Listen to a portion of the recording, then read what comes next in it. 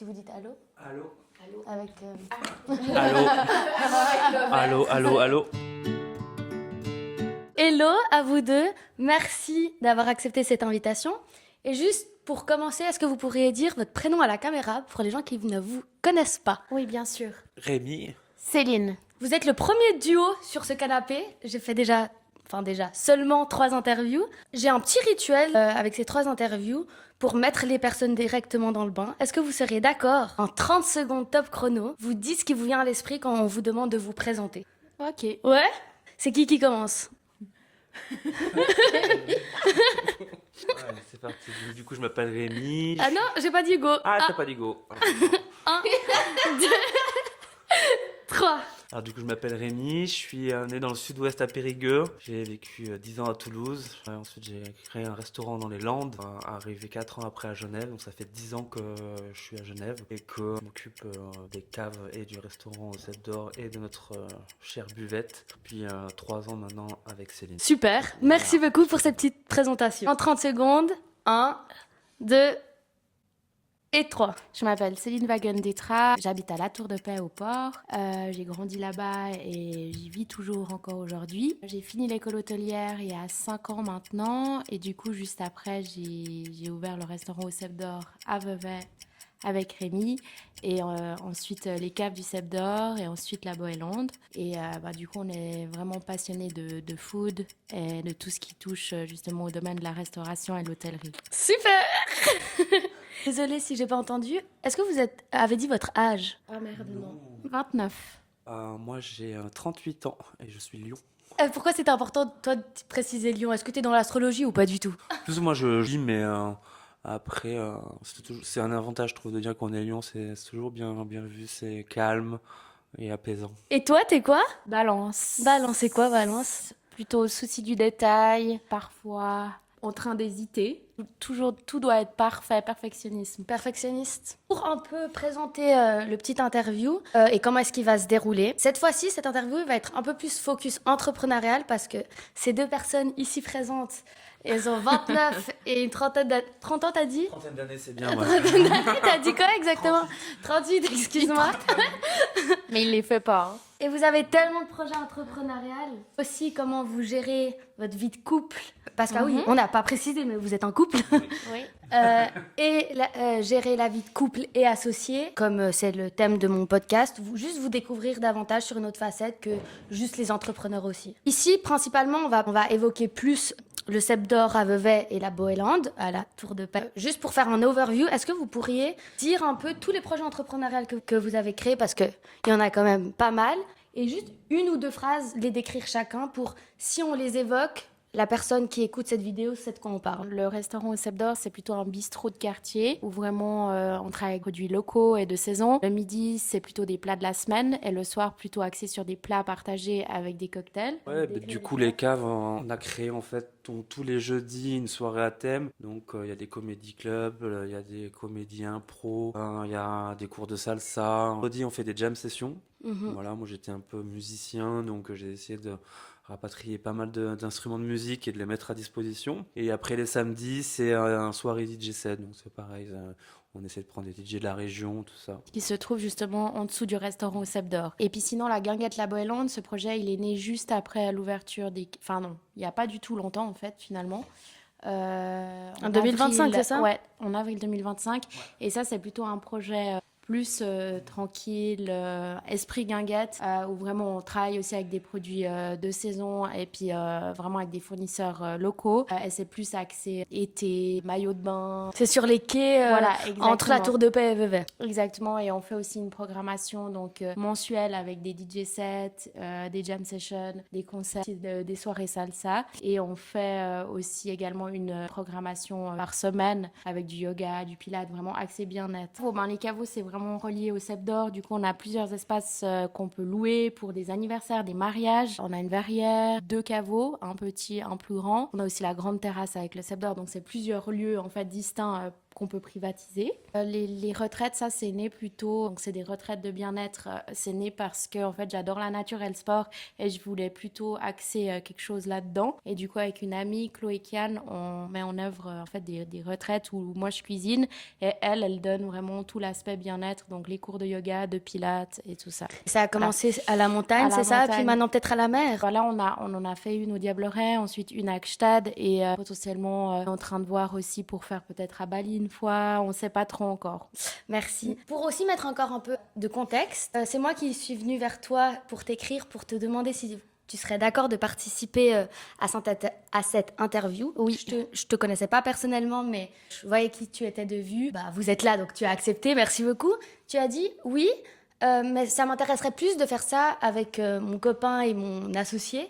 Est-ce que tu pourrais m'expliquer, ou toi Rémi, pourquoi est-ce que c'était important pour vous d'être ensemble aujourd'hui? Je trouvais que c'était intéressant qu'on soit les deux pour montrer aussi aux autres que c'est possible justement de travailler en couple. Qu'en fait, il y a beaucoup d'idées préconçues et des idées plutôt mauvaises de travailler en couple, alors que pour nous, genre, ça s'est fait genre, de manière tellement naturelle et en fait, on arrive tellement aussi à séparer la vie pro et la vie perso parce qu'on a aussi énormément de passions aussi en dehors du travail comme le kite, la plongée. Enfin, on a le ski, enfin, on a énormément d'autres passions, donc je pense que c'est aussi ça En qui commun, fait la donc. balance, ouais. Et puis en fait, on est les deux, on a cette âme un peu d'entrepreneur, et puis de vraiment faire des projets qu'on aime en fonction du moment T, en fait, des entrepreneurs très instinctifs, en fait. Puis on a souvent les mêmes idées, les mêmes objectifs de vie, voilà. On est aussi, surtout, on est complémentaires dans le travail. Exactement. On a chacun notre partie. C'est-à-dire que le matin, moi, je m'en vais sur mon lieu de travail. Céline, elle va plus répondre aux mails, donc on se voit pas. C'est à la veille. On se voit non, pas. Non, mais c'est vrai, on se voit pas. Enfin, c'est pas qu'on se voit pas, mais on n'empiète pas sur le travail de l'autre. Exactement. Et chacun a sa partie, en plus avec ses qualités. Donc en fait, c'est mieux que je fasse ce que je sais faire de mieux. Ouais. Et elle fait ce qu'elle sait faire et ce que j'aime pas faire, vice versa. Et vice-versa. Et du coup, c'est comme ça que ça fonctionne. Vous faites ça souvent ou pas? Les interviews? Ouais, des Non, interviews. c'est la première fois qu'on C'est fait la un première interview. Oui, c'est la première fois qu'on nous demande. Ah bah merci. Je crois que j'avais vu des... Ah oui, on a Peut-être fait des dans les articles. journaux- Ouais, dans pas les mal journaux. d'articles. Oui, il y a eu pas mal d'articles de journal, dans Le Temps notamment, le 24 heures. Deuxième rituel, à chaque fois je demande un petit objet mystère, oui, qui répond à la question on ne dirait pas forcément mais à votre sujet. Est-ce que vous pouvez nous les présenter J'ai si tu apporté veux? deux objets pour me motiver dans mon travail en fait. Me rappeler que c'est des photos un peu de mon grand-père et d'une boulangerie qu'ils avaient. Ça montre en fait le travail. Il passait sa nuit avec ses farines et sa pâte pour faire du pain. Du coup voilà, ça me remonte le moral et ça me donne envie encore plus d'aller au travail. Ils en ont chié quoi. Voilà. Du coup, Très clairement, on les a toujours sur toi? elles sont dans mon armoire à pharmacie. Quand je me lave les mains, je me brosse les dents. Donc c'est-à-dire que quand j'ouvre, je la vois. Ouais, ça me rappelle pourquoi je fais ça, de jamais rien lâcher. Que voilà, c'est le premier homme de la famille qui a créé son entreprise. Derrière ça, il n'y a pas eu grand-chose. Donc voilà, je suis le suivant et ça me motive tous les jours. C'est beau. Alors moi j'ai pris en fait j'ai pas apporté quelque chose spécialement, c'est quelque chose que j'ai toujours sur moi et en fait c'était une bague qui appartenait à mon grand-père, une chevalière qu'il avait donnée à ma grand-maman et en fait mon grand-père était le premier entrepreneur de la famille aussi comme Rémi et du coup en fait à quelque part dès que j'ai des doutes ou des moments où je me sens un peu pas très bien dans mon entreprise, je regarde cette bague et puis indirectement il me donne la force pour continuer et puis surmonter les épreuves et puis tout ce que je vis à travers nos différents business. C'était important pour montrer, oui, que clairement, c'est pas parce qu'on est entrepreneur que la vie, elle est toujours toute rose et puis que tout est facile et tout est simple. Je pense pas parce qu'on a quand même énormément de responsabilités, énormément de stress aussi. Du coup, c'était un peu pour montrer ça, qu'on est aussi quand même vulnérable et puis pas... C'est beau. Rentrons dans le vif du sujet de cette interview. Passons à la période un peu enfance.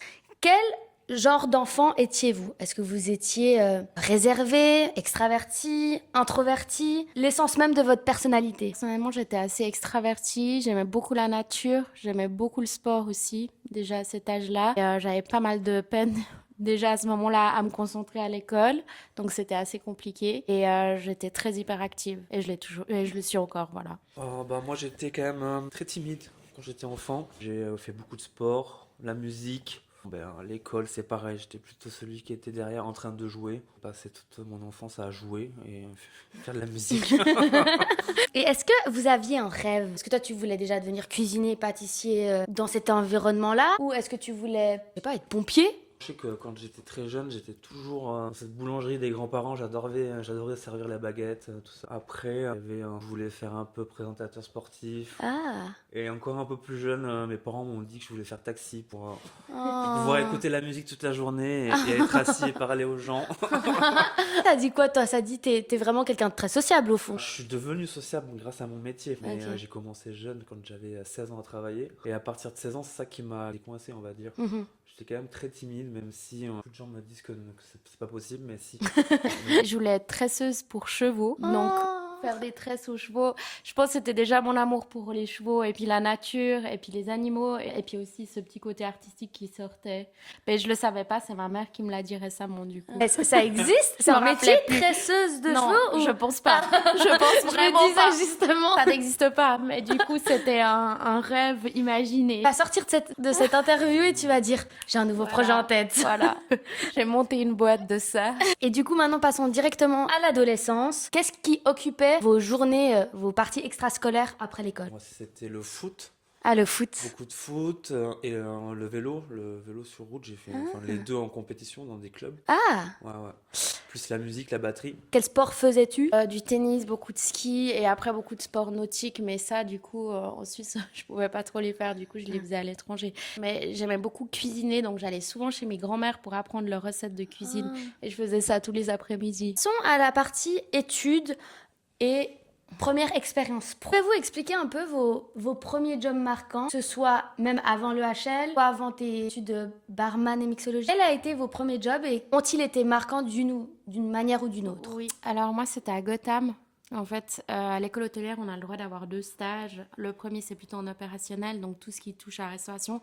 Et le deuxième, c'est plutôt axé dans une entreprise, donc événementiel ou luxe, etc. Moi, j'avais fait dans l'événementiel à Gotham. Donc, en fait, c'était une entreprise qui reliait plusieurs startups. Et en fait, je devais faire des événements pour eux pour justement qu'ils sociabilisent, donc au niveau des after-work, pour qu'ils créent des synergies entre eux. Du coup, en fait, c'était une hiérarchie totalement plate. Et en fait, j'avais pas vraiment de manager direct. Du coup, en fait, je pouvais faire un peu ce que je voulais et du coup j'avais vraiment carte blanche et du coup j'adorais ça, puis c'est un peu là que j'ai compris que j'avais envie de faire quelque chose dans l'entrepreneuriat où j'avais pas vraiment de patron et où je me sentais libre de faire ce que je voulais quand je voulais à l'heure que je voulais et aussi au niveau de Événementiel. porter plusieurs casquettes, ouais, aussi au niveau de l'événementiel et le fait que c'est jamais tous les jours pareil, en fait tous les jours j'avais une journée totalement différente. Du coup j'ai compris que j'adorais ça. Et toi, Rémi, un premier job marquant, même à 12 ans, hein, si t'avais fait un petit job. Ouais, ça se rapproche de cet âge-là parce que c'était un de mes premiers stages. J'avais 15 ans, et on va dire 16. Je savais pas porter un plateau, je savais rien faire, vraiment. Et en fait, c'est un après-midi. Je fais tomber une tasse à café à 14h, une autre à 15h, une autre à 16h, je les casse.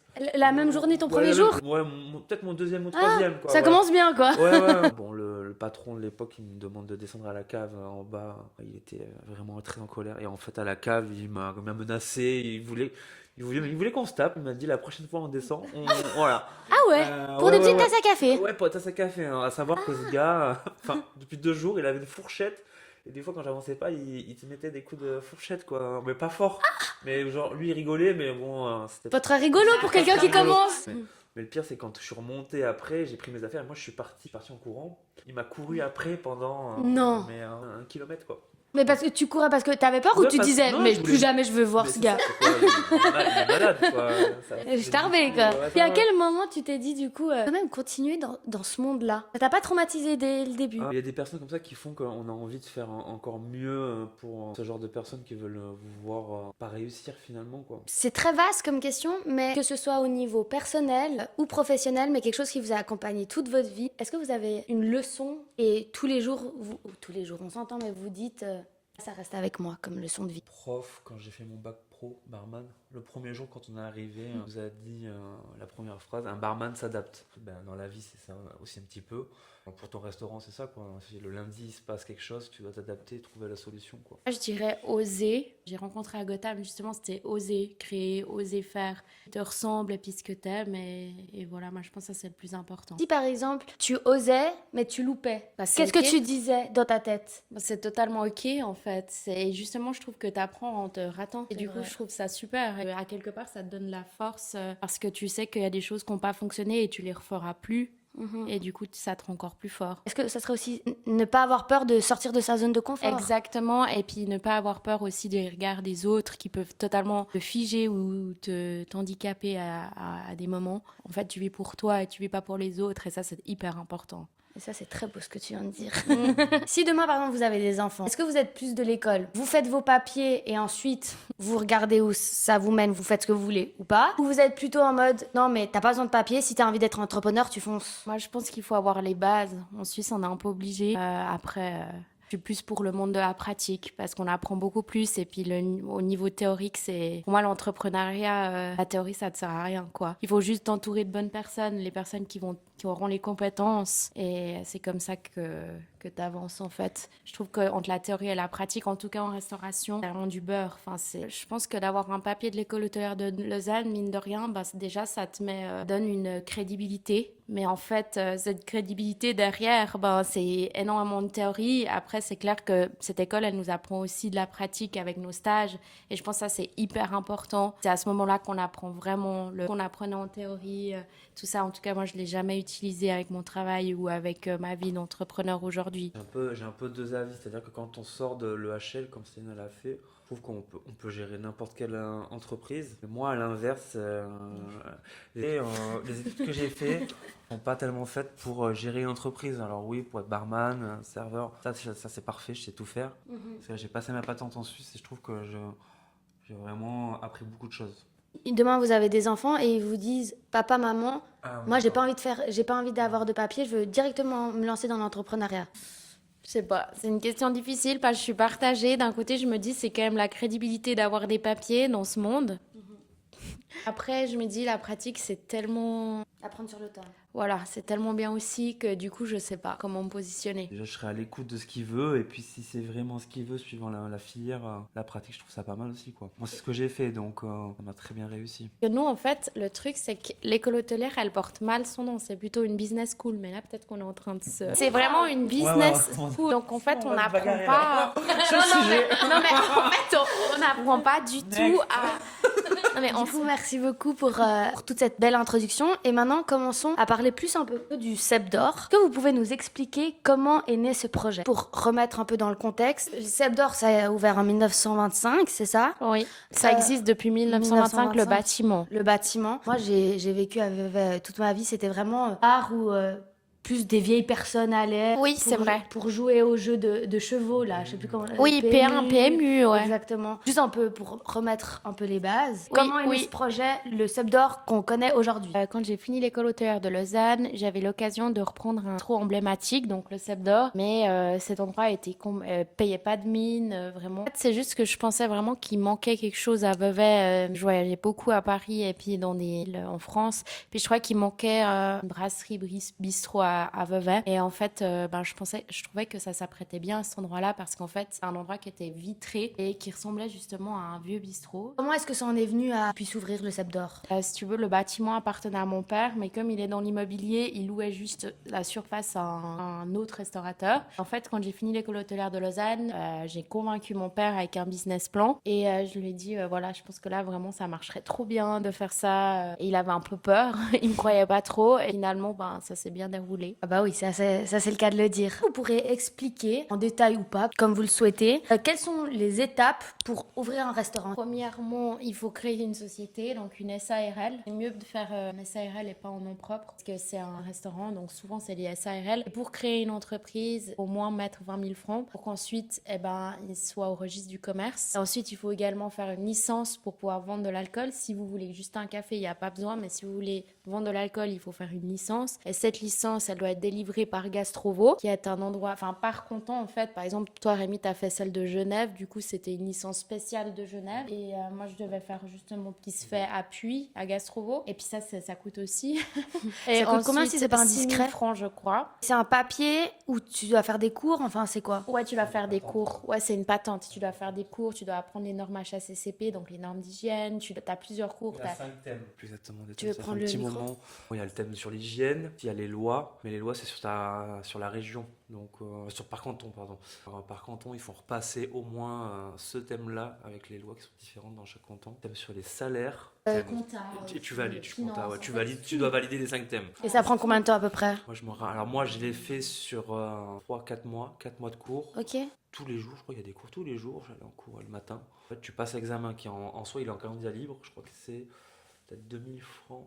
Ça fait longtemps que le Sub d'Or a ouvert, quand même quelques petites années. Quels ont été les plus gros défis que vous avez surmontés ou un défi qui vous vient à l'esprit? Défi, par exemple, là, il y a eu les 100 ans du CEP. Moi, je dirais que ce serait le turnover parce qu'en vrai, en restauration, il y a énormément de turnover, il y a énormément de changements dans l'équipe. Puis ça, c'est partout dans tous les restaurants qui embauchent des jeunes parce qu'en fait, c'est souvent des saisonniers ou c'est souvent des personnes qui ont à côté des études ou ils font ça comme passe-temps ou voilà, ils veulent voyager. Et puis du coup, en fait, le fait de toujours avoir des gens qui partent, qui viennent, toujours devoir recruter et reformer, en fait, c'est hyper fatigant. Et puis ça, je pense que c'est un des défis les plus durs parce qu'en fait, il faut que à chaque fois la personne s'intègre bien dans l'équipe, travaille bien, qu'elle ait le même professionnalisme que le reste de l'équipe. Ouais, c'est un peu ça qui est le plus difficile en fait. Retournons la question un peu plus de manière positive. Qu'est-ce qui vous rend le plus fier?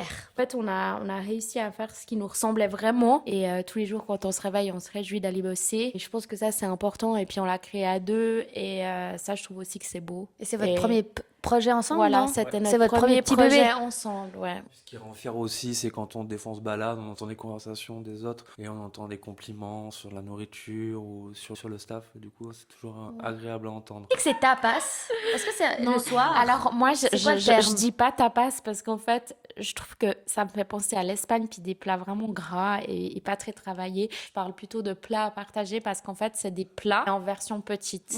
J'ai trouvé un nom pour décrire ça et j'ai trouvé ça cool. C'était agape et des plats qu'on partageait à l'époque sur les tables. C'était de là qu'était venu ce nom que j'ai voulu donner aux plats partagés. Comment est-ce que vous choisissez vos fournisseurs? Vous faites tout 100% maison, c'est des produits locaux. Encore quelqu'un qui veut se lancer dans la restauration. Comment est-ce qu'il sait chez qui se tourner, où se tourner? Qu'est-ce qu'il faut regarder? Moi, je regarde déjà la qualité. Après, j'ai vraiment beaucoup parlé à des restaurateurs autour dans la région pour un peu m'informer des bons produits avant de me lancer. Mais du coup, je regarde vraiment les offres des fournisseurs. Puis ensuite, je fais un comparatif avec aussi la qualité.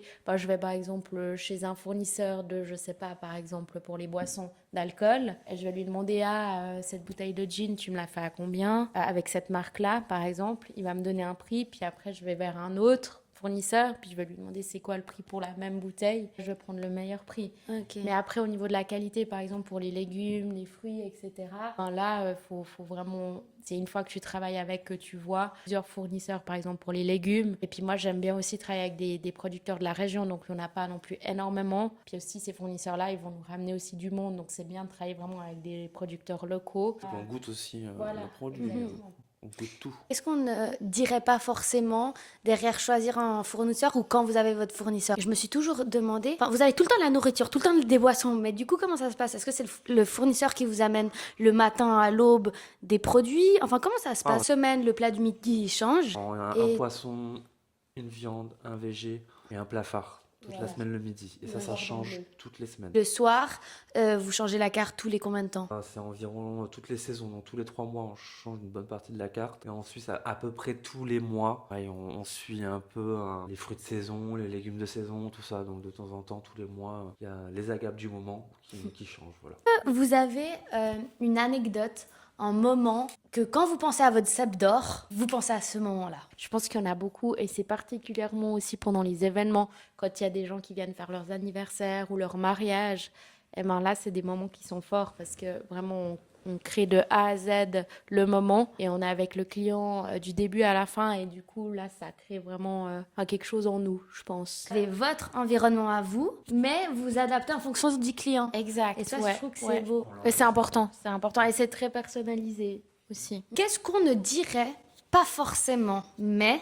Donc, je vous rappelle, c'est le thème de mon podcast sur la restauration. Là, vous avez dit avant le turnover. En fait, ce qui est important en restauration, je pense, c'est vraiment de s'entourer des bonnes personnes. Et ça, c'est important. Et peut-être qu'on ne le sait pas au début d'un projet, mais c'est vraiment la chose qui va te sauver, dans le sens que S'il y a des tâches que tu aimes moins faire ou des choses comme ça, eh ben, trouver des personnes qui sont complémentaires à toi, qui savent mieux les faire que toi. Puis garder toi, tes forces pour faire avancer la boîte. Laisser ce que tu aimes le moins faire ou tu es le moins fort à d'autres. Et Faire confiance et déléguer. est très important aussi, j'en reviens là, c'est que si on délègue pas et qu'on fait pas confiance, on n'a plus de vie, mais vraiment plus du tout de vie. Donc en fait, il y a un choix à faire et je pense que c'est aussi bien déléguer et responsabiliser ses équipes parce que du coup, ils ont aussi encore plus confiance en toi et ils ont encore envie de donner le meilleur d'eux-mêmes au sein de l'entreprise et ça, c'est hyper important. Et toi-même, tu peux avoir un peu plus de liberté aussi dans ta vie perso. Moi, je suis vraiment pro pour la délégation. Genre, j'adore ça, j'adore déléguer en fait. Je tiens à préciser que si je me trompe pas, tu as ouvert ton premier établissement à 24 ans, toi. Ouais. Est-ce que tu peux expliquer ce projet-là aussi? Ce projet-là, il est né à la fin de mes études.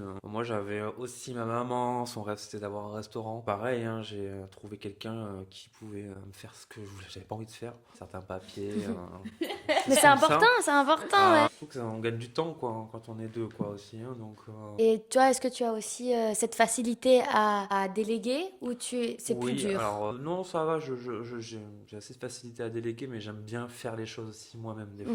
Être entrepreneur, que ce soit dans la restauration ou pas, je pense que ça engendre beaucoup de stress, de responsabilité. C'est pas tout beau, tout rose. Des fois, il y a des licenciements qu'il faut faire, des choses pas très cool. Comment est-ce que vous gérez toute cette partie responsabilité? Bah, responsabilité, stress, etc. Bah, il y en a toujours. Moi, j'adore le stress. Je ne pourrais pas vivre une vie où il n'y en a pas. C'est Ton moteur. Ouais, j'adore. J'adore avoir des hauts et des bas et tout ça. C'est mon moteur, exactement. Et les responsabilités, j'adore en avoir aussi. Enfin, je pourrais pas simplement aller bosser pour un patron. Et le fait d'avoir beaucoup d'employés et de voir parfois licencier, ben, ça fait Pardon, partie. vous avez combien d'employés? 15, 25 en tout, ouais, 15 au CEP. Et après, on a beaucoup d'extras. Puis avec la Boélonde, ça fait environ 25. Clairement, des fois, il y a des licenciements aussi. Si c'est pour le bien-être de l'entreprise. Enfin, il y a certaines personnes. Enfin, on licencie vraiment quand il y a faute grave. Et puis, c'est toujours pas le moment de plaisir, en fait, parce qu'on est quand même deux patrons très humains. Du coup, j'avoue que c'est quand même des moments qui sont pas faciles à faire. Mais ma foi, il faut le faire pour le bien-être des autres employés. Et ça, c'est très important de le dire. Et aussi pour le bien-être de l'entreprise. Par exemple, dans l'autre interview, je disais, et du coup, ça va à l'encontre que ce que je disais dans l'autre interview, je disais, souvent, quand on fait une chose dans la vie, c'est toujours difficile au premier et après c'est plus facile. Mais là, je pense que c'est pas une tâche que tu vas t'habituer, le licenciement. Non, jamais, tu t'habitues jamais. Première fois, c'était très compliqué, la deuxième fois aussi, la troisième fois aussi. Enfin, je veux dire, c'est toujours difficile, c'est un moment qui est vraiment pas. Et t'endors pas la nuit la veille tout le temps. Et toi, comment tu vis toute cette partie responsabilité, stress au quotidien, où t'as dû plus apprendre à vivre avec? Quel rapport as-tu à tout ça? C'est en partie mon moteur. C'est vraiment dans l'urgence que j'arrive à trouver un peu les solutions. Donc c'est toujours bien quand même d'avoir un peu de stress. Tu te fais chier dans ta vie, quoi, si t'as pas de stress. Faut prendre des risques, Donc vous êtes plus les personnalités de... Il vous faut vous faut un déclencheur, il vous faut un stimuli et pas être dans la régularité, quoi. Non. Moi, je suis tellement dans le faire que l'être, mais c'est comme ça. Ouais. Bah oui, c'est des traits de personnalité, justement. Comme ça, moi, je suis obligée. Tous les entrepreneurs sont différents, mais de tous les entrepreneurs que j'ai pu rencontrer, personnellement, l'une des caractéristiques qui reviennent souvent, c'est ils aiment pas être dans la continuité. Ils aiment le stress, ça fait partie d'eux. Et il y a beaucoup de gens qui n'arrivent pas à comprendre ça parce qu'ils disent non, moi je... Enfin, et c'est aussi très bien, mais de 8h à 17h, je vais être devant mon bureau. Et eux, c'est comme ça qu'ils fonctionnent. J'ai pas rencontré tous les entrepreneurs du monde, mais souvent, il y a cette partie-là qui revient. Totalement. Et je trouve qu'on s'ennuie très très vite sinon. Et en fait aussi un truc que j'ai remarqué, dès que tu commences à être entrepreneur, tu peux plus revenir en arrière. Tu peux plus rebosser pour quelqu'un ou faire des horaires de travail normaux, soi-disant. Des fois, je préfère par exemple bosser 4 jours par semaine, mais à fond, puis après j'ai 3 jours de congé. Mais ça, on peut pas forcément le faire quand on a un employeur. Et du coup, c'est pour ça que j'aime bien, parce qu'en fait, finalement, l'entrepreneuriat, t'es libre. Et c'est ça que j'adore, en fait, là-dedans. Tu peux arriver enfin, t'as pas ce stress où tu as peur d'arriver en retard au travail ou... J'ai quand même des horaires à respecter. Je prends un poste, voilà, donc l'heure c'est l'heure, quoi. Le resto il ouvre à 8h30, je dois être là à 8h30, quoi. Pouvez-vous dire vos tâches à l'un et à l'autre? Voilà, donc dans l'opérationnel, je suis sur le terrain. Donc, voilà, c'est moi, je vais faire les plannings des gars. Si quelqu'un est absent, je vais venir remplacer. Je suis un peu le joker du terrain. Toi, t'es dans le terrain Dans le terrain. et toi, t'es plus dans l'ombre. Ouais, exact. Exactement, ouais. Moi, je fais plus l'administratif, la finance, marketing, beaucoup les réseaux sociaux, puis les événements privés. Si l'événementiel public, on fait pas mal ensemble avec Rémi, puis on a aussi toute une équipe qui s'occupe de ça. Donc en fait, ouais, c'est tous les jours différents, puis des fois on se chevauche un peu, tout en restant quand même dans notre ligne directrice. Toi, en tant que femme Oui. dans l'entrepreneuriat, étant chef, comment tu vis ça? Dans ce que j'ai créé, je me sens très bien parce que j'ai une équipe qui est hyper respectueuse et ça c'est hyper important. Et du coup en tant que femme, je me sens totalement respectée même si je travaille avec des hommes qui ont 20 ans de plus que moi. Je garde quand même la distance. Après c'est vrai qu'il n'y a pas beaucoup de managers, enfin je veux dire il y a des managers qui sont très jeunes qui mettent moins de distance.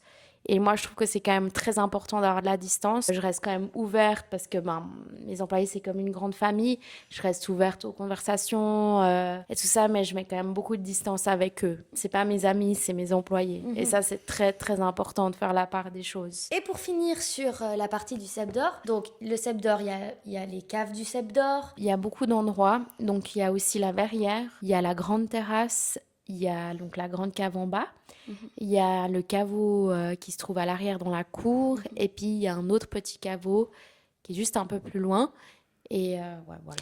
Tout ça, c'est une même Entité. Exactement. Et c'est la société Rest Hotel Concept. J'ai mis tous ces endroits sous la même antenne. Ok. Pourquoi ce choix? En fait, ça coûte moins cher parce que sinon, il faudrait recréer une société. Mais est-ce que si, par exemple, il y a des problèmes avec, je sais pas, le caveau, puisque c'est sous la même entité, ça va influencer, par exemple, le restaurant? Je pense pas. Non. Non. Super, passons à la Boélande. Alors, le concept, c'est une guinguette éphémère qui se trouve au bord du lac, où il y a des decks. Et du coup, on y présente des produits locaux de saison, donc une petite carte de plats à partager, ainsi qu'une petite carte de boissons artisanales. Selon vous, est-ce qu'il manquait quelque chose? Qu'est-ce qui manquait exactement? Et pourquoi une guinguette à cet endroit-là? Clairement, à la Tour de Paix, à Vevey, je pense peut-être un peu moins, parce qu'il y a beaucoup de terrasses éphémères et puis beaucoup de restaurants qui font des terrasses en été à côté du lac. Mais du coup, je pense qu'il manquait clairement à la Tour de Paix parce qu'il n'y a aucune terrasse sympa au bord du lac. Parce que le centre de la Tour de Paix, il se trouve vraiment dans la ville. Donc en arrière-plan. Et du coup, en fait, vraiment vers le lac, il n'y a rien. Il n'y a absolument rien. Donc clairement, il manquait quelque chose comme ça. Aussi avec l'arrivée des decks, ils ont mis des decks et c'est super sympa. On peut se baigner, tout est facile. On peut poser sa serviette, rester toute la journée. Il y a aussi un terrain de pétanque à l'arrière. Enfin, du coup, le lieu était vraiment incroyable. Avant de commencer l'interview, vous avez quand même posé la question, est-ce que vous seriez d'accord d'évoquer un peu la partie un peu argent ou budget, finance, Oui. etc. Et vous avez dit oui, pourquoi pas sur la Boélande. Donc déjà merci parce que c'est souvent très tabou. On accepte oui et non, ça reste quand même un petit peu tabou. Du coup, peut-être pour les questions, on va rester un peu vague sur certaines questions au niveau des chiffres. Bon, on est un petit peu ouvert, mais après, il y a toujours une fourchette. Donc, ça dépend de qu'est-ce qu'on veut investir dans cette buvette, quoi. Voilà. Après, ça dépend si on prend de la qualité, pas de la qualité. Voilà. Après, c'est surtout ça dépend aussi des travaux. Est-ce qu'on les fait, est-ce que je les fais moi-même? Est-ce que je fais appel à une entreprise?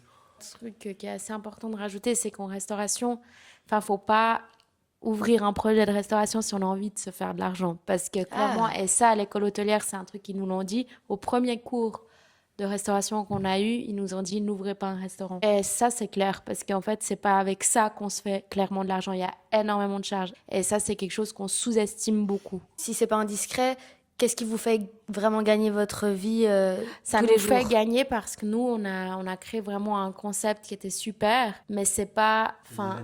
C'est beaucoup les événements, les cocktails, ça marche très bien. On gagne aussi pas mal maintenant avec ce projet de la guinguette La Boélande parce qu'en fait, on a moins besoin de gens spécifiés, très très pros dans le domaine qu'on doit payer cher. Par exemple, pour le Cep d'Or, on doit payer des cadres qui sont extrêmement chers. Et par contre, pour la Boélande, c'est plutôt des personnes qui sont moins qualifiées parce que le travail, il est totalement différent qu'au Cep d'Or. C'est une structure totalement différente, l'exigence est différente. Voilà. La TVA, c'est Ouais. importé, tu as dit. Voilà, exactement. Et l'exigence des gens est totalement différente entre un restaurant et une guinguette. Et c'est pour ça, de plus en plus, les gens ont envie d'ouvrir des choses éphémères ou des guinguettes parce qu'en fait, c'est pas la vraie restauration. Et la vraie restauration, C'est quand plus même libre, la compliqué. guinguette, c'est ça? Ouais, exact. Oui, voilà. Bon, pour la buvette, en général, il nous faut quand même un cuisinier qui connaisse le métier. Mhm. Ensuite, il y a quand même un plongeur et au bar, quelqu'un qui sait, deux, trois personnes qui savent bien faire les cocktails. Après, un commis de bar aussi. Ok. Après, là, on forme beaucoup pour ça. Et ça, c'est toi, ça, c'est ton... Ouais, plus c'est ton moi, rôle. ouais, Hein. voilà, ça va être mon rôle ou c'est le soir le rôle de ma manager, quoi. Comment est-ce qu'on procède? Comment est-ce que on se lance dans une guinguette cette fois-ci et pas dans un restaurant? Est-ce que c'est la même chose que ce soit au niveau du registre du commerce, du... Enfin, vous, c'était sur un concours de la ville. Comment ça s'est passé? Différent. Donc, du coup, en fait, soit on trouve un lieu, comme par exemple, je sais pas, tu as envie d'ouvrir un restaurant, tu vois un endroit, et du coup, tu peux racheter le fonds de commerce, et du coup, bah, tu payes un loyer à un propriétaire chaque mois. Mhm. Ou là, on a eu le cas de figure où bah, on paye un loyer à la commune, mais il y avait un concours qui a été mis à disposition, et c'était pour 3 emplacements sur les quais du Roussy à la Tour de Paix, et on a postulé sur les 3. On a fait deux concours. Deux concours, mais un qui allait pour 2 emplacements, puis qui était sans alcool, puis l'autre qui était pour la guinguette avec alcool. Et c'était un peu un jeu entre nous. Ouais. Ah ouais? C'est ouais, le jeu de du coup, quel projet on va terminer en premier, quoi, ou devant Voilà. l'autre, quoi. Qui va... Deux projets différents. Elle a fait son projet, moi j'ai fait mon projet, et on oui a fait quelque chose à tous les deux aussi. Ah! Voilà. Et en fait, on a C'est lequel qui a gagné? finalement dans les résultats, on était en bas. Moi, j'avais gagné l'emplacement d'à côté et elle celui-ci, quoi. Du coup, ils nous ont laissé. Ah, vous avez gagné les deux, du Ouais, coup? on a gagné les deux, mais on n'avait pas le droit de prendre les deux places. ils Du nous coup, ont- on a pu choisir. Waouh. Mais donc, Félicitations! On Ouais. n'a toujours pas départagé tous les deux. Sur qui a gagné? Voilà. C'est ça. Quand tu peux postuler pour un dossier, ils vont te demander un business plan, donc très important que ce soit parfait. Et après, tu dois vraiment parler de ton projet à travers le business plan, le concept, comment tu vas pouvoir avoir des fonds, ça se profile comme ça. Puis après, tu as toute la partie, une fois qu'ils ont accepté ton projet, tu as toute la partie administrative à faire. Ce qui nous a coûté le plus cher, je pense, c'est les machines pour le projet de la guinguette. Quel genre de machine? Ben, par exemple, le lave-vaisselle, au bar, la tireuse, enfin, tout ce genre de Le choses. lave-vaisselle pour les assiettes, tout ce qui est nourriture, et un lave-vaisselle pour tout ce qui est verre. Faut Ouais. une bonne machine à glaçons parce qu'il y a le soleil qui est Qui là tape. toute la journée, qui tape sur la Voilà. machine à glaçons. Je crois par exemple, on a fait 3 moteurs en une saison. Ah ouais? Mhm. Alors que elle était neuve. Hyper cher. Mais Ouais, parce voilà, Est-ce il y que a vous pas aviez mal de sous-estimé ou vous saviez avec le cas? On, Avec on avait un peu sous-estimé, mais ce qu'on avait sous-estimé, c'était un peu la casse ou les soucis. Je vois, le côté sanitaire, il y a un truc qui casse. On a des vélos pour transporter la marchandise avec des charrettes Ouais. qui crèvent, qui est assez récurrent. Ces petites choses-là. Quel a été l'investissement global pour la Boyland? Alors, je pense qu'il faut aussi, ça dépend quelle qualité tu vas miser sur tes machines. Nous, on a voulu mettre de la qualité pour que ça dure le plus longtemps possible. Mais moi, je dirais qu'il faut environ avoir un budget de 100 000 francs, 150 000 francs. Le fond de base, c'est-à-dire les bouteilles d'alcool au début pour commencer. Enfin, je dirais 150 000, 100 000, le mobilier, et puis moi j'ai dû acheter le petit aussi, la caravane, quoi, Ah, le truck. l'extérieur, Ouais. voilà, le truck food, et tout le matériel de base. Vous êtes passé par une banque ou est-ce que vous avez réussi à faire de vos économies? Est-ce que c'était par exemple des Based Angel en crowdfunding? Enfin- Nos économies, puis mes fonds propres par mon autre business. Ah, félicitations. Merci. Vous n'avez pas besoin d'y répondre si vous voulez pas. Pour le Cep d'Or, comment vous avez fait au tout premier si vous n'aviez pas de... Toi, tu avais ton restaurant, mais... En fait, j'ai eu la chance que ce soit mon père qui fasse la banque parce qu'il voulait à tout prix pas que j'aille voir une banque. Je trouve que d'un côté, il avait raison. Du coup, en fait, c'est lui qui a fait ma propre banque. Et du coup, chaque mois, je le rembourse. Voilà. Donc toi, tu as commencé avec ta maman. Toi aussi, tu as eu cette histoire avec ton papa. Donc vous avez Exact. tous une partie familiale. Exactement. Et maintenant, vous êtes ensemble en couple. Oui, voilà. Oui. Comment est-ce qu'on construit un business plan quand on n'en a jamais créé un? Déjà, avoir ta vision. Comment vous savez si vous allez vendre une bouteille ou 100 000? Il faut voir la fréquence, le nombre de personnes qu'on pense avoir par jour, des budgets approximatifs, bien entendu, le ticket moyen par jour en fonction du nombre de personnes. Ça, comment vous savez, par exemple, Ça, par exemple, pour la guinguette, vous allez au bord du lac et puis vous comptiez le nombre de personnes par jour qui passaient. Enfin, vous voyez comment? On a regardé les anciens ce qu'ils avaient fait. Ok, Voilà. intéressant. Et encore une fois, on s'est adapté à ça et on a regardé qu'est-ce qui avait à améliorer. Je sais pas, les matins, par exemple, eux, ils n'étaient pas forcément ouverts. Moi, avec le passage, tout le monde est fermé le matin entre 8h et 11h. On s'est dit, bon, on va ouvrir les matins, on va vendre des bons croissants, des pains au chocolat, de la viennoiserie et du café, quoi. Donc vous avez vu un peu une faille. C'est un pari, on a vu la faille et on s'est dit, bah voilà, nous on va aller le matin, puis c'est super agréable, quoi. Tu prends ton café au bord du lac. À 8h, enfin, il n'y a pas grand monde. Là, en général, tout est fermé. Donc, nous, Et en vrai, quand on y pense, ça paraît logique. Oui, mais. Et pourtant, voilà. personne ne l'avait fait avant vous. Le concours, il dure sur combien d'années? Vous avez 5 ans. Donc là, pour les 5 prochaines années, c'est vous de toute façon? Sauf s'il se passe quelque chose, quoi. Après ce que j'ai compris, il faudrait vraiment qu'on fasse une grosse bêtise. Ok. Ils essaient de faire aussi des tournus pour être équitables, en vrai. Mais la ville. La ville, exactement. Ils Très sont contents de nous. Très contents de nous, donc on risque de rester, on espère, les autres années après les 5 ans. Pouvez-vous donner des... Je sais pas si c'est secret, confidentiel. Vous avez des petits projets pour cette guinguette dans les 5 prochaines années? Est-ce qu'il y aura d'autres activités? On va continuer à faire, parce que là, on avait déjà fait de manière hebdomadaire des cours de yoga, des cours centrés sur le bien-être. 2 ou 3 fois par mois, on faisait justement des choses plus liées avec la musique, donc des jam sessions en extérieur et puis des événements DJ set, par exemple, en extérieur, des choses comme ça. À chaque fois, c'est des nouveaux artistes, des nouveaux Exactement, cours, ouais, ça change toujours, voilà. Puis il y en a pour tous les goûts et en fait, notre force, c'est vraiment que on a essayé de faire quelque chose qui est à chaque fois à tous nos événements, tous les âges. Et en fait, ça fonctionne très bien. Il n'y a Genre de pas une personnes. clientèle... Ah voilà, exact, non, totalement. Parce que moi, j'ai fait des études de communication marketing. On dit souvent, faut avoir votre cible. Vous avez une cible dans un endroit si... Par exemple, pour le Cep d'Or, notre cible, c'était que le midi, c'est des plats de la semaine qui sont relativement bas, donc on a vraiment toutes sortes de clientèle. Puis le soir, on a une clientèle qui a un petit peu plus de moyens, je dirais, dans le sens que c'est plus basé sur des plats partagés, des cocktails, etc. Du coup, on a vraiment 2 clientèles distinctes entre le midi et le soir, je trouve. Ça prenait pas ça, on nous disait, faut avoir une seule cible.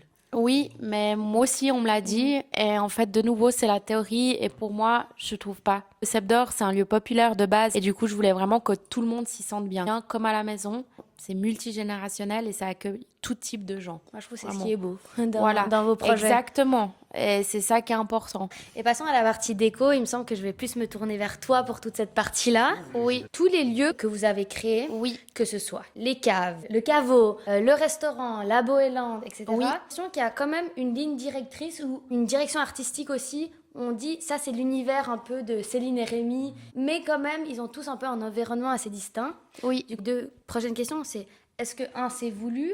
Comment est-ce que vous avez travaillé tout ça? Et est-ce que vous avez travaillé avec une décoratrice ou un décorateur d'intérieur? Non, personnellement, j'ai vraiment tout fait toute seule. J'ai beaucoup chiné à Paris, aussi à Lyon.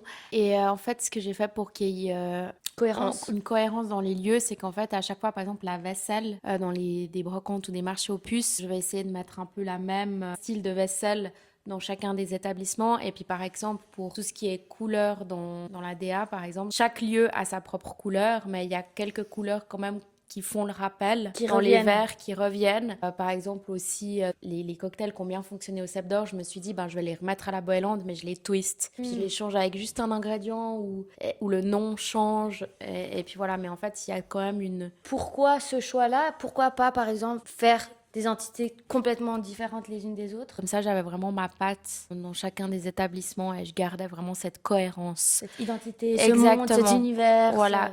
Exact, et c'était important pour moi. Quelles sont vos inspirations déco, etc. Au Cep d'Or, il y a les fameuses toilettes là, super connues. Oui. Est-ce que vous avez des mood boards? Enfin, comment ça se passe toute cette partie de décoration pour toi? En fait, je m'inspire de ce que j'aime à l'étranger. Je travaille beaucoup avec des marques françaises. Bon, par exemple, notamment les toilettes, c'est la marque Trône. Par contre, au Cep, j'ai utilisé quand même un mobilier suisse, que ce soit extérieur, c'est Schaffner, ou à l'intérieur, c'est Orgon Glarus. C'est vraiment du mobilier suisse. Passons dans le thème travailler en couple. De ce que j'ai compris de notre conversation, vous êtes complémentaires. Oui. Tu as tes forces, tu as tes forces. Mais comment est-ce que ça se passe au quotidien de travailler avec la personne qu'on aime? En fait, nous, vraiment, on s'engueule jamais. Enfin, c'est incroyable de travailler ensemble, mais du coup, dans le sens que... Parce que, en fait, on fait pas la même chose. Dans le sens, on n'est pas les deux derrière le bar Parce que là, je pense que ce Si on serait fait la- totalement si différent. on On fait s'engueulerait. Enfin, on a les mêmes horaires, c'est-à-dire que le matin, on se prépare, mais moi je vais sur ma partie travail et elle reste sur sa partie travail, quoi. Ouais, Mhm. tu travailles beaucoup à la maison. Voilà, à partir de Oui. 14h, là on se rejoint, on mange ensemble le midi. On se fait un petit briefing, voir où on en est. Vous trouvez que c'est important de pas se voir à 24 ou pas Non, forcément? alors, oui, c'est quand même, c'est pas que c'est important, mais Ton domaine où tu excelles, ça va être la pâtisserie, la mixologie, etc. Elle te conseille quelque chose, mais tu es pas d'accord. Comment vous allez faire? moi je la laisse quand même pas mal faire aussi. Enfin, je suis là s'il y a quelque chose qui vraiment, là c'est pas possible, ça, tu peux pas le marier avec ça. Ça c'est interdit, il y a des choses interdites. Ok. Mais dans Comme quoi, par l'ensemble, exemple?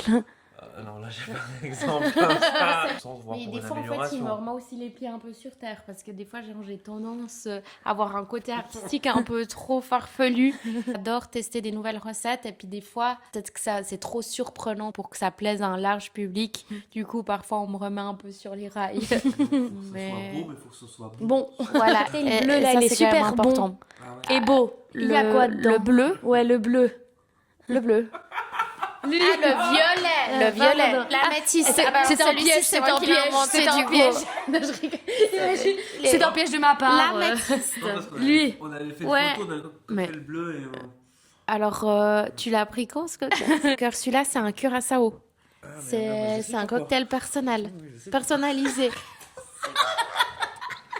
Non, mais le truc, c'est qu'en fait, tu sais que je sais même pas qui t'a fait ce cocktail parce qu'on fait pas ce cocktail normalement. Mais C'était en bas. Oui, c'était Oui, en bas, mais t'as en pris fait, ce cocktail je toi pense que, Oui, en c'était fait, trop mais bon. tu t'as Alors, pas t'as eu demandé celui à 18 francs ou T'as pris un ton cocktail sur personnalisé. mesure. T'as pris C'était un, cocktail sur mesure. t'as pris un cocktail.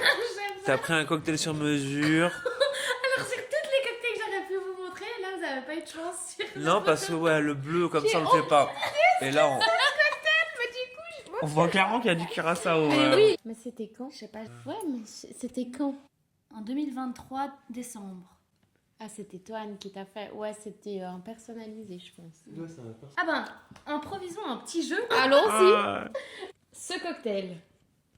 Alors ça, c'est la cagole. C'est à base de gin aux fruits rouges, de ginger beer, de sirop de pamplemousse. Là, ces deux, est-ce que vous vous rappelez? Tiny, de nouveau cagole, tiny. Donc ça, c'est à base de rhum, Tiny, passion, ouais. coco et basilic. Recommençons les questions. Est-ce que vous avez un futur projet que vous voudriez lancer ensemble? ensemble. Puisqu'on est dans la partie couple. Bah, il y a toujours un peu cette boulangerie-pâtisserie moi, qui a toujours été dans un coin de ma tête. À Vevey, la Ouais. Tour de Paix ou pas forcément? Bah, Vevey, ça serait l'idéal. Plutôt sur la Riviera, quitte à aller sur Montreux, peut-être. Mais sinon, on a ce projet en commun quand même, mais plus tard. Et ça, c'est dans plusieurs années. Peut-être se rapprocher de la mer. Bah, on arrive à la fin de l'interview.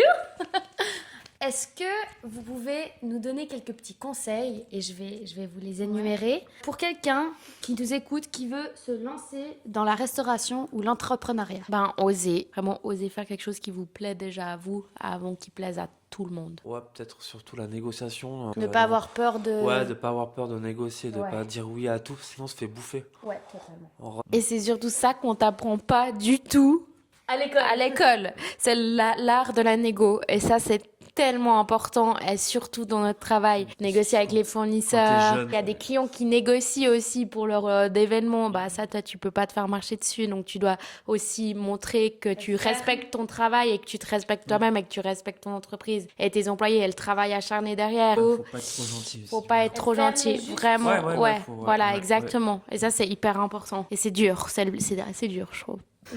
La caméra a craché, on finit comme ça. Pour la personne qui nous écoute, est-ce que vous pouvez dire ce que vous recherchez si, par exemple, demain je veux venir travailler dans votre établissement? Quelqu'un de c'est- propre.